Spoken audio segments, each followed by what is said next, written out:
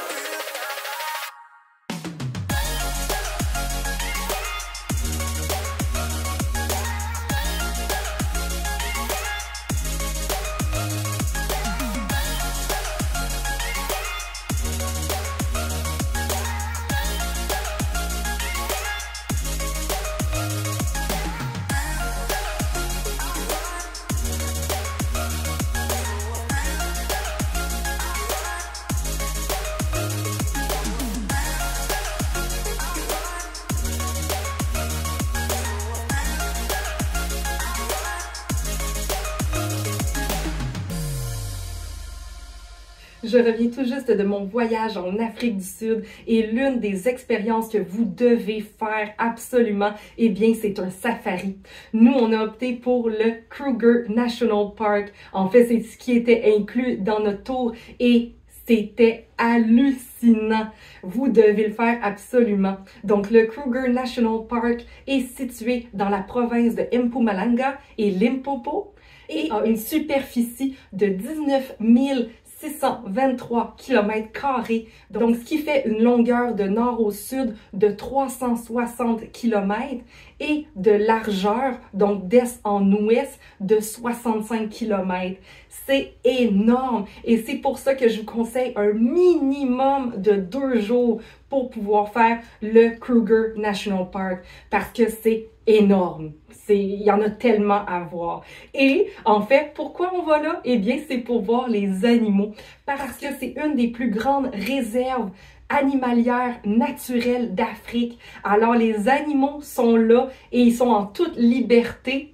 Et oui, il n'y a aucune cage, aucune grille qui vous protège des animaux. Ils sont là. Ils sont à côté de vous. Vous devez être en Jeep, en auto et vous ne devez jamais sortir de votre véhicule parce qu'évidemment, vous vous mettez en très gros danger si vous sortez. En fait, vous pouvez pas. Vous ne pouvez juste pas. Vous devez rester à l'intérieur du véhicule et c'est comme ça votre protection en fait contre les animaux.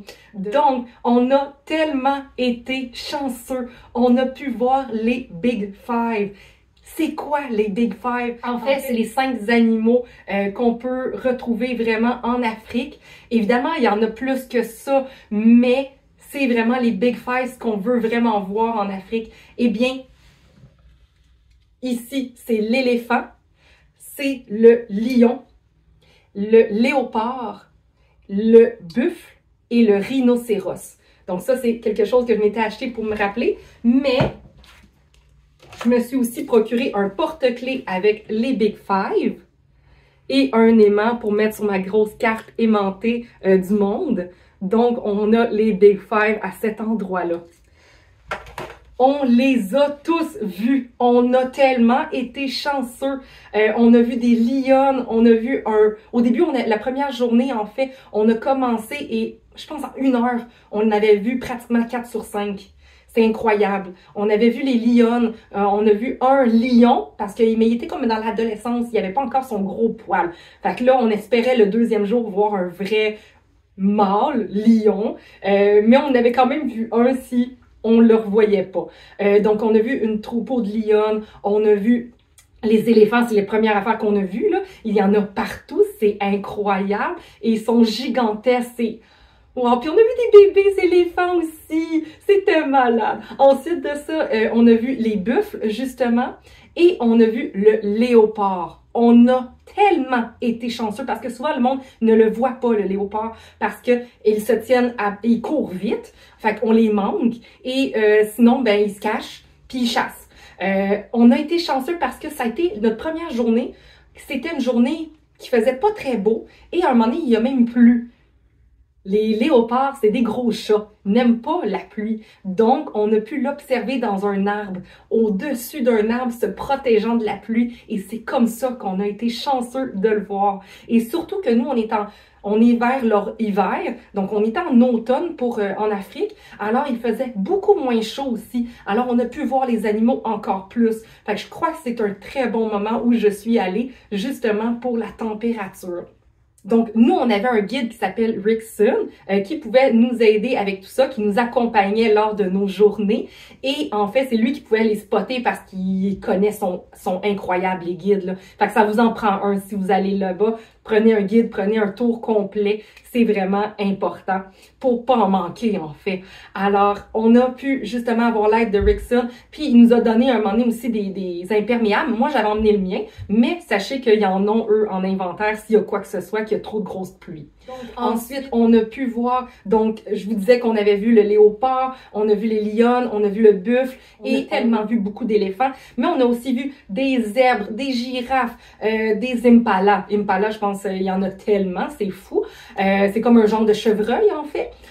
On a vu des hyènes, on a vu Pumba, on a vu Timon, on a pu aussi voir des babouins à cet endroit-là, plusieurs babouins même. On a vu des hippopotames, on a vu des crocodiles, on en a vu des animaux, des oiseaux, on a vu...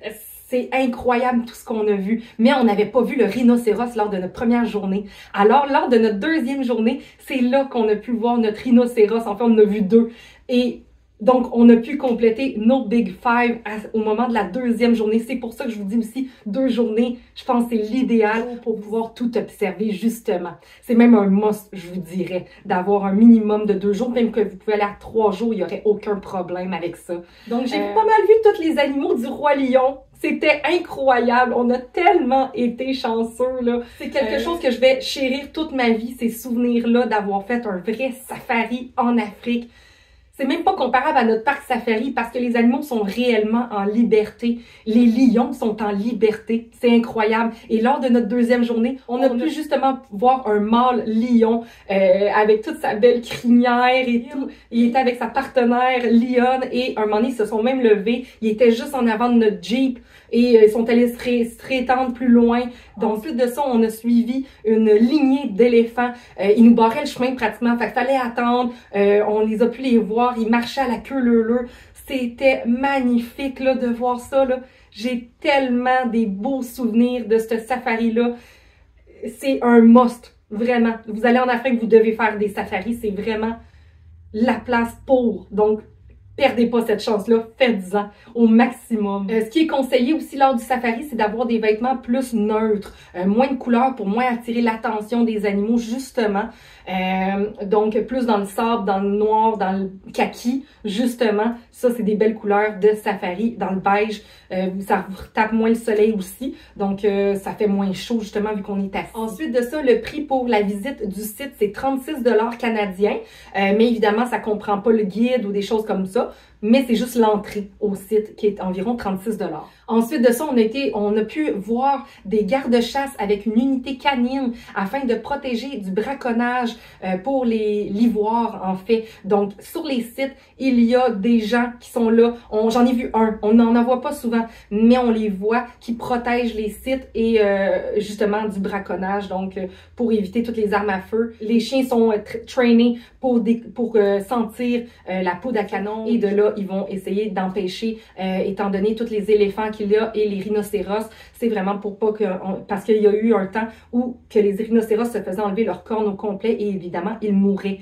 Donc, c'est vraiment une façon de les protéger. De plus, ils ont dû limer une des cornes des rhinocéros pour encore plus éviter le braconnage, pour que ça soit bien fait et que l'animal ne meure pas de ça.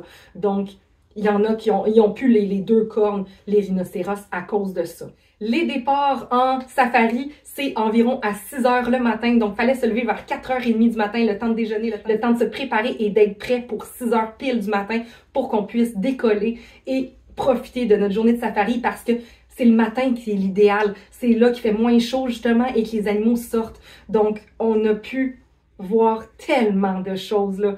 C'était malade. Je le dirai pas assez, c'était juste complètement débile. En plus de mon porte-clés et de mon petit aimant à corde, je me suis rapporté en fait un porte-chandelle qu'on peut voir des girafes avec les fameuses couleurs de l'Afrique et une boule de Noël avec les lions pour faire le thème Roi Lion dans mon arbre de Noël. Ça fait en même temps Disney, fait que ça a en même temps un autre lien avec mon arbre de Noël.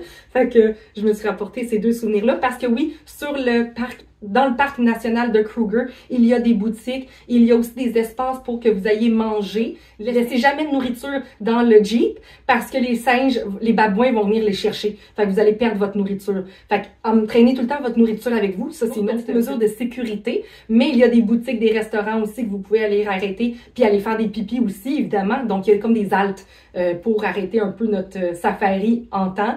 Puis après ça, on repart et on reprend la route et on redécouvre d'autres animaux. Ensuite de ça, eh bien, sur le site, c'est des plaines, des montagnes et de la forêt. C'est pas ce qu'on a l'impression de voir d'habitude, comme en Tanzanie, qui est plus comme un désert pratiquement. Là, c'était vraiment différent. Fait qu'il fallait les spotter, les animaux, parce qu'il y avait beaucoup d'arbres et ils pouvaient se cacher justement là-dedans. Fait que c'était pas comme une savane, comme on a l'impression dans les films ou dans toutes les vidéos de safari qu'on voit. C'était vraiment plus forêt, montagneux et des plaines. Donc, on avait un peu de tout, justement. Fait que ça, je m'attendais pas à ça. Je m'attendais à plus, justement, de la savane. Mais c'était magnifique, vraiment. J'espère tellement que vous puissiez vivre ça une fois dans votre vie. Tellement que c'était hallucinant. Alors, c'est pas mal tout pour ma capsule cette semaine. On se retrouve la semaine prochaine avec une prochaine capsule. Bye bye!